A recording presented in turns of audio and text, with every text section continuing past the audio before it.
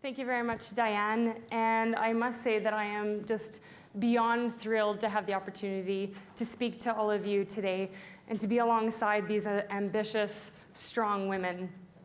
And I love of what makes us powerful yet gentle goddesses, right? We gotta love that word goddesses. It's like my new favorite word. Now, I was first introduced to the word authenticity and adversity when I was asked to speak in New Zealand by a friend of mine from Australia. By definition, adversity means difficulties or misfortune. To me, it meant choosing to be resilient in the challenges that I faced. I'm proud to say that I was raised on a mixed family farming operation in northeastern Alberta near St. Vincent. Being the eldest of 5 daughters, we were taught respect and responsibility, communication and trust, accountability, and no doubt hard work. Most importantly, however, was to always have pride in the work we do and to always have fun. I suppose you could say since the very beginning, my sisters and I were deemed to be mom and dad's little helpers, including many hours of tractor driving or riding in the tractor, in the feed truck, in the swather, in the combine.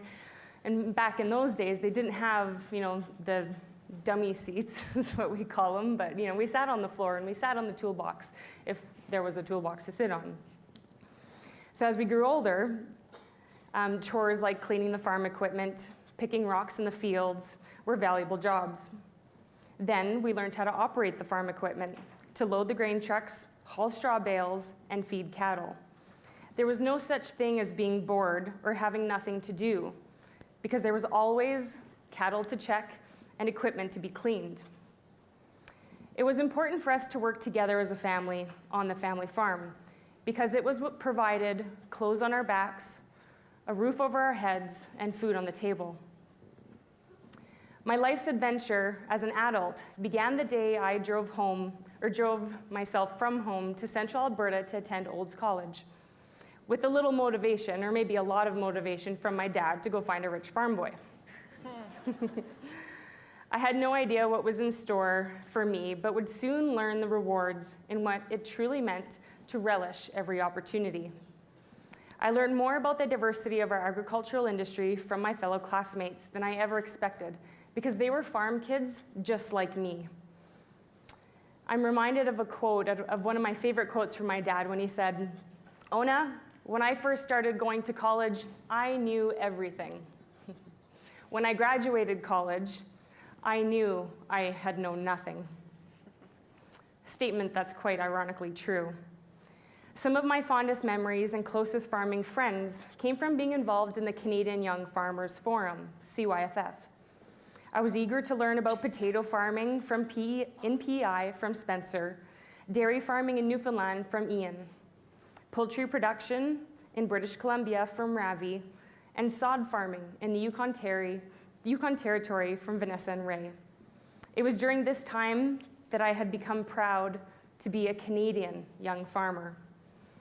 Shortly after my time as a board member on CYFF, my role in developing the Next Generation program with the Royal Agricultural Society of the Commonwealth grew, and in 2008, I was asked to speak at the Royal Agricultural Commonwealth Conference, taking place in New Zealand, in the presence of our now President, Her Royal Highness, Princess Anne. So who needs to marry a rich farm boy when they know Princess Anne that can give her the number to Prince Harry? This experience opened my eyes to a new level of learning. I was exposed to global cultures and traditions. My perspectives were challenged. However, I was pleasantly surprised to find once more something in common with everyone there. We all had a passion for agriculture. As I networked with countless young leaders from around the world, representing over 25 countries, I was keen to listen to their stories. When we think about it, agriculture is life, growth, and death. Evolution is the survival of the fittest, and as a result, we've changed. Change is constant, and will remain so until the end of time. Research and innovation has played a crucial role in feeding our growing population and has given those less fortunate the opportunity to thrive. We take a lot for granted, including our education, And sometimes I think it inhibits our creativity to finding simple solutions. With an open mind, traveling is the best thing to do to gain perspective on the world, and is filled with an outstanding variety of people. Memories are created every day, and it's easy to lose track of time through the hustle and bustle of our everyday lives. Or so we think. Think about a time where you felt like time stood still. Perhaps it came from a tragic moment that completely consumed you. The decision of your life's path would be directed by the very thoughts going through your mind. May I ask everyone at this time to please close your eyes. On a crisp early August morning, I was sitting on the front porch admiring a beautiful and promising sunrise over our family farm, anxiously awaiting my parents' return from a weekend trip. My father loved to fly, and I would always anticipate the sound of his gracious landings on the grass airstrip behind our house. Only this time, I was accompanied by a few local police officers. One of them walked up beside me and said, "I'm sorry, Leona, but your parents won't be coming home."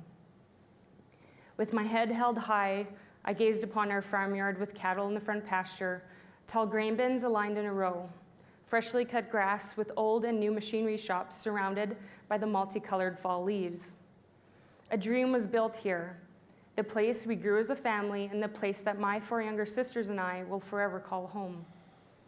As my vision began to blur and throat swelled, the rush of fragile memories began to flash through my mind, knowing that they would be cherished now more than ever. Amongst the heartbreak and numbness overtaking my body, my first thought was that everything is going to be okay. My sisters and I were orphaned at the ages of 15 to 22 from a tragic plane crash in 2007 that claimed the lives of our parents and grandmother. You may open your eyes. People who heard of our story thought to themselves, "Those poor girls, how are they going to survive without their parents? There's no way they're going to continue the farm." Well, we are still farming, and we are doing great.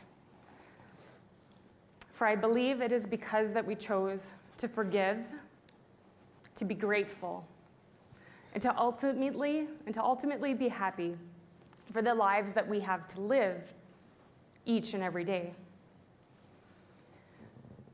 We are the creations of our parents. They taught us to lead by setting a good example and to achieve our goals in life, just as they had. As I introduce my sisters to you, Lynn is a farmer, Sarah is a veterinarian, Suzanne is a wedding planner and makeup artist, and Janelle is a registered dietitian. 2 of them are married and 1 is engaged. The boys are called the Fantastic Five. We all enjoy the endless amount of entertainment from a nephew and a niece. We support each other in every way possible, and there's not a day that goes by that we don't think about Mom and Dad, or have a good laugh when reminiscing about the often silly and spontaneous things we did together as a family. Once my youngest sister Janelle had graduated from high school and enrolled in university, I set off on another adventure that would take me around the world. But this time as a Canadian Nuffield scholar, in search of learning more about successful succession planning and diversification on the family farm. My personal experience of dealing with our parents' unplanned estate no doubt gave me the motivation to study this topic. Since then, I've had the opportunity to continue my travels as a public speaker who inspires farm families to plan for the future and individuals to pursue their passions. I love encouraging everyone to have a bucket list and to be generous in their actions. I strongly believe that attitude is everything, and no matter what happens to us in life, we must take the time to appreciate all we have and all we can do. Enjoy the little things and challenge yourself to achieve your dreams. It was Mom and Dad's dream to raise their family on a farm. Mom and dad were partners in life, business, family. It was Dad's dream to become a pilot. And he worked hard and he achieved that. And so, man, would we go crop checking or cattle checking up in the air? It was, special moments and special times. And, Dad would call out, hey, Leona, what's with that miss in the back of the field when we were from seeding? It created so much, so many great memories and so much joy that, we think to ourselves, well, what else do we want to live for? So let me ask you this. When was the last time you did something for the first time? When was the last time you did something for the first time? Big or small, I challenge you to do something new by the end of this week. Or maybe do something new for next month.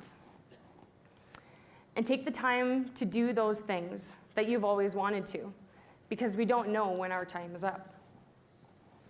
As farm women, we are almost always the ones who keep the peace, nurture, and provide. Remember, communication is key. Be selfless in your actions and compassionate in your words. This, I promise you, will bring you happiness. Life's challenges and opportunities, memories, and moments are what contribute to your authentic self. Let's believe in ourselves as we believe in others. Don't complain about the things we're not willing to change or the things that have happened in the past. Share your story, but listen to the stories around you, for they will bring you comfort, joy, and inspiration. All this has given me the drive to pursue a life in the Yukon Territory. I'm exploring a new frontier in farming and in tourism. The opportunities are endless for those who believe it so. This picture was taken last fall on my iPhone as I was sitting on the back of a horse as we were trailing between camps. And I thought to myself, you take the moment and you appreciate, man, am I ever special to be alive in this moment? Life is great. Let adversity become authenticity, because life is worth living. Thank you.